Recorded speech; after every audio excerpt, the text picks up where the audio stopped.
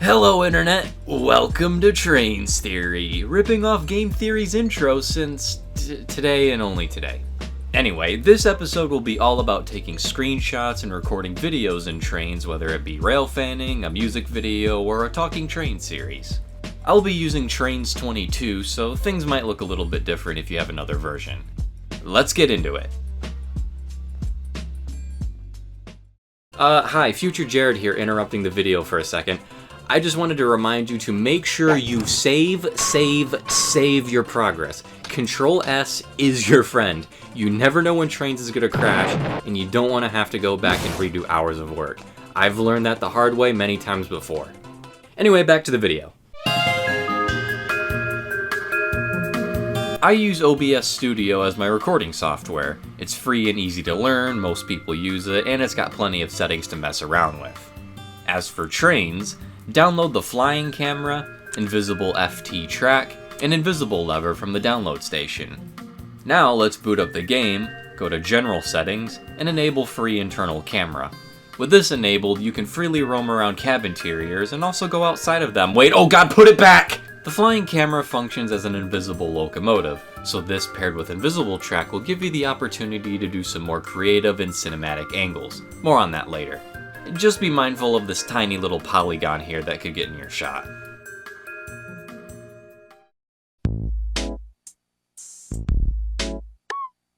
If you know anything about cinematography or photography, those same principles will apply here. Take what you know about filming or photographing real trains and translate that into trains. Some common shot types are the 3/4 wedge, rule of thirds, close-up, panning, and telephoto. Research some basic composition tips and watch some videos on YouTube and you'll get the hang of it. I usually try to frame the train with something visually interesting that could also tell a visual story about the region. For example, in this shot, I wanted to place focus not only on the train, but all the people watching it arrive. To me, it's a quintessential small-town America scene, like the big event of the day is watching the passenger train arrive. Here I wanted to highlight the scenic landscape of northern Minnesota and how it makes the train look small, and in this one you can discern this is a pretty rural branch line based on the track condition and surrounding pine trees. The reddish ballast color and CN train also tells you this is in the Iron Range. I mainly wanted to emphasize how the train was running through a northern forest. And here's a few other examples. Feel free to pause and read about my thought process behind them.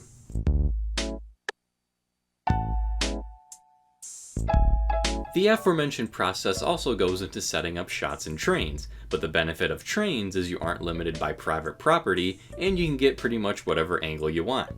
Focus on visual storytelling and what information the viewer can pull from a picture or video clip.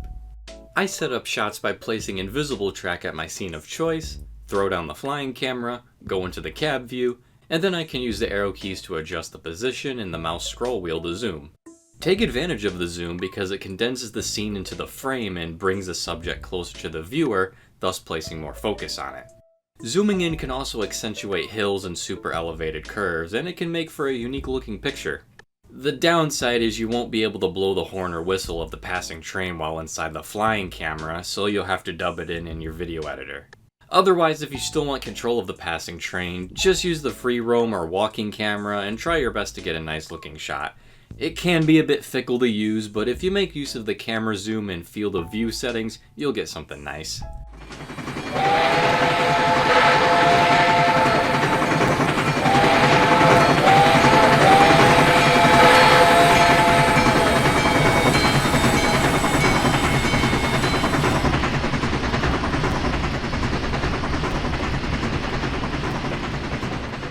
Close-ups can emphasize speed, and low angles accentuate the size of a train. For tracking shots, you can couple the flying camera to the front of an engine and go into the cab view and position as necessary. However, the headlight of the locomotive will turn off since it's coupled to something. To avoid that, just pace your subject with the camera. For most Thomas models, you can just go into their cab view, move the camera to the front, and go from there. No flying camera necessary. This is good for filming characters on the move or talking to their crew. Changing camera angles mid-scene can keep things visually interesting too. For example, if you're recording a coal train where it's the same type of car over and over, it can get kind of boring if it's just one angle for the whole train. You could do a wide roster style shot, zoom in to focus on the details, frame the car with something else that's moving like road traffic, or place a little less emphasis on the train and have the scenery be the highlight. As for dynamic shots, place some invisible track in the air and curve it around as you see fit for some cool looking aerial views with a flying camera. Just make sure you disable cabin sway and internal view in the interface settings so the camera is steady. These views work great as establishing shots and capturing a lot of activity in one scene. Now what if your train has a bit of an oopsie daisy moment and suddenly falls off the tracks? Crash scenes can be achieved by making a junction with an invisible track spline, replacing the switch lever with the invisible one we downloaded earlier, and then adjusting the super elevation values of the invisible track to make the train look like it's tipping over or have some freight cars on their side.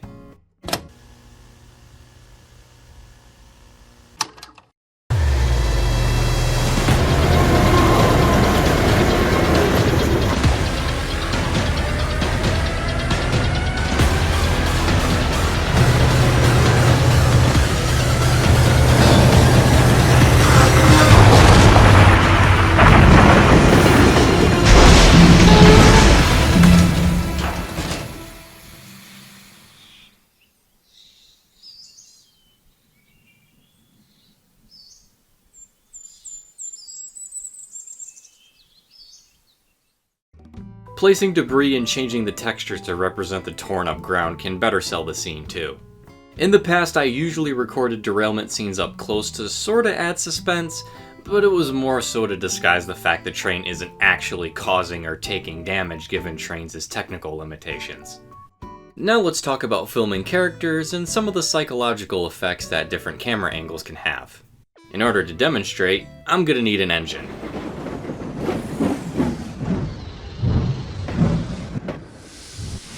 Oh, hello, Thomas. Hello, everybody. Welcome to... Welcome to the island of Sodor and all that jazz, we know. The concepts I'm going to discuss also apply to faceless train shows, but I figure it's easier to represent what I mean with a face attached. The camera's position in relation to the character is going to determine the mood of a scene or enhance it.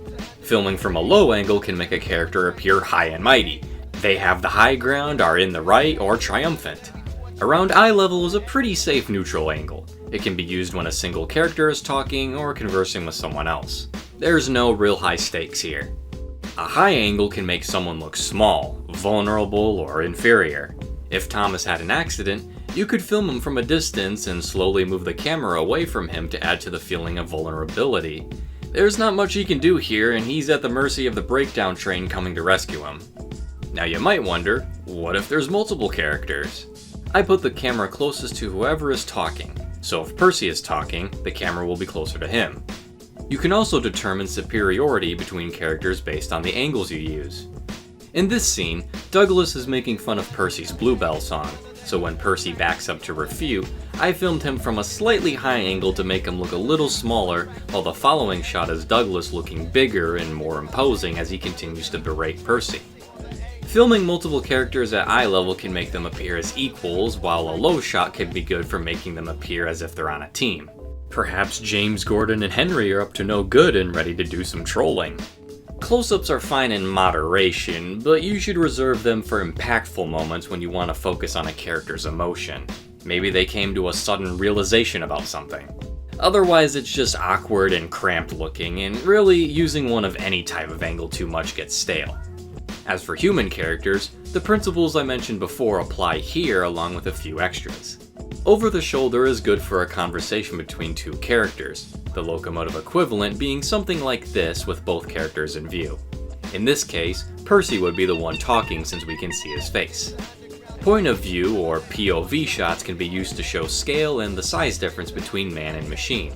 Despite the fact we're looking down at Sir Topham Hatt here, if he's angry and we hear his theme in the background, we can show he still has authority over his comparatively larger machines. You could also just film Sir Topham Hatt from below and then film the engine from above, making them look small. Now if we prop Sir Topham Hatt above his engines, we can really emphasize how he has power and authority over them. All of these tips I've mentioned aren't set in stone, as in you can still film a high angle for a happy scene, whether it be a train passing under a bridge or some kind of flyover view. It all comes down to context and the dialogue, lighting, and editing to determine what's the best way to film a scene. I'd honestly recommend looking at how scenes were framed in Thomas & Friends because there's a lot of great composition examples. In my scripts, I'll often write down where a group of scenes will take place and at what time and what type of weather, and then include specific actions a character will do and what kind of emotion their voice lines are meant to convey.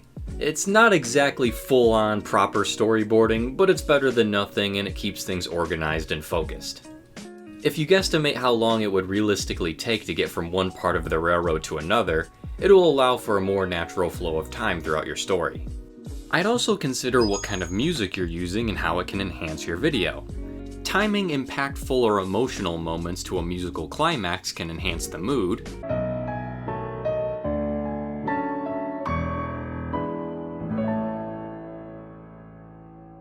and changing scenes based on the beat keeps things moving in a satisfying manner.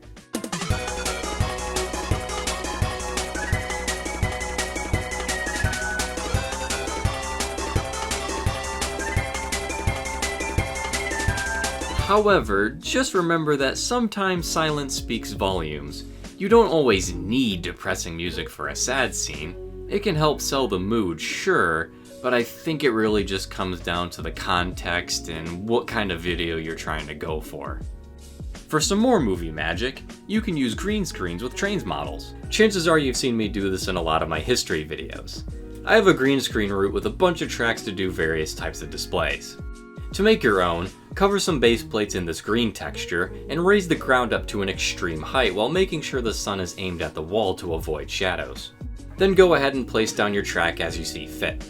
To spin models around, I use an invisible turntable and zoom in using the flying camera.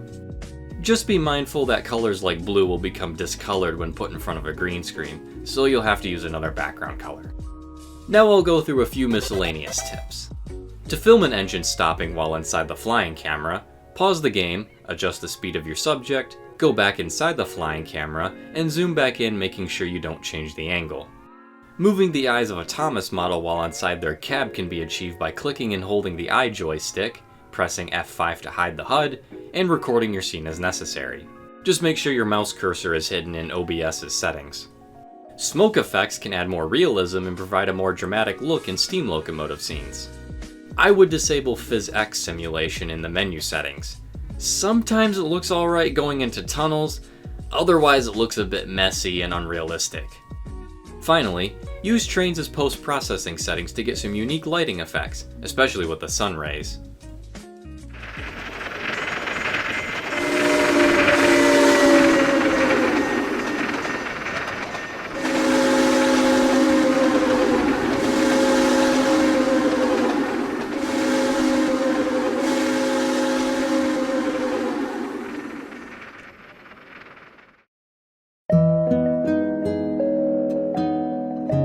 Trainz' lighting kinda sucks. It's the biggest piece of dog shit. Ambient and dynamic lighting, which is an effect most video games have had for around 20 years now, is calculated in real time based on the game conditions like player position, time of day, the light source, or weather, but it's practically non-existent in Trainz apart from locomotive headlights. There are shadows casted by the sun when it rains, and buildings and streetlights don't give off any ambient light. With that said, I couldn't recommend Riley's custom Trainz spotlight asset enough. I wish I knew about this sooner, but thanks to Ree's individual for pointing it out to me. He's put it to good use in his videos. Heads up though, the spotlight does cost $2 and only works in Trainz versions with the seamless transition from surveyor to driver. In other words, Trainz 2019 Platinum onwards. Place down the asset in surveyor and move it wherever you want. Go to the top menu and click on pause to unpause the game while in surveyor mode. Click on the object tabs' property buttons and adjust the spotlight as necessary. Click the check mark and you should be good. With the right colors and brightness levels, you can get some pretty cool results. It helps to brighten up a station or yard night scene where there typically be lots of lights. Color psychology and saturation with lights plays a big role in evoking a certain emotion. Warm colored lights are gentle and inviting. Cold saturated lights can be sad or isolating. and red could represent oppression or anger.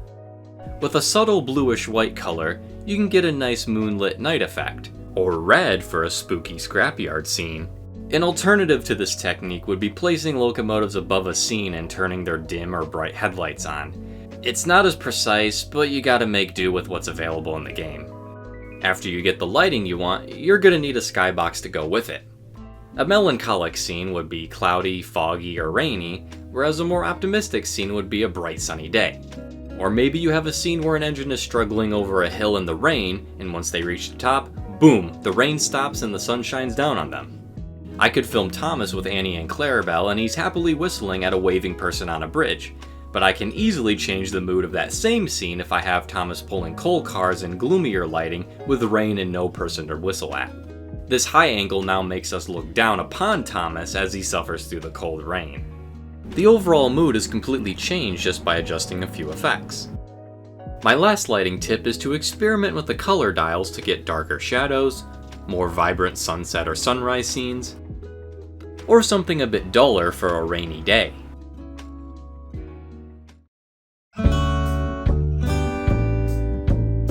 As is the case with anything, practice makes perfect. Don't be afraid to experiment, try something new, and see what you like best when it comes to recording Trainz videos.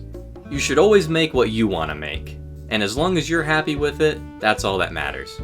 This series isn't meant to be the definitive or only way to make stuff in Trainz. I've just been playing the games long enough to where I'd like to pass on some things I've learned and maybe someone else can get use out of it and adapt it into their own style. With all that said, I hope you enjoyed and found some of these tips useful, and let me know if you did. And if you have any of your own ideas, leave them down in the comments below. Thank you to my channel members. Special thanks to Mooter, Tommy Rosini, Grand Canyon Studios, Evans Railfan Productions, The Oklahoma Hot Rail, Amtrak Fan 19, Gojira's Trainz, Dawson Seward, Aaron Forestry YT, Axel Proto, and the Winnipeg Railfan for subscribing to the Conductor tier. Your extra support always goes a long way and I really do appreciate it. Thanks for watching, and I'll see you in another video.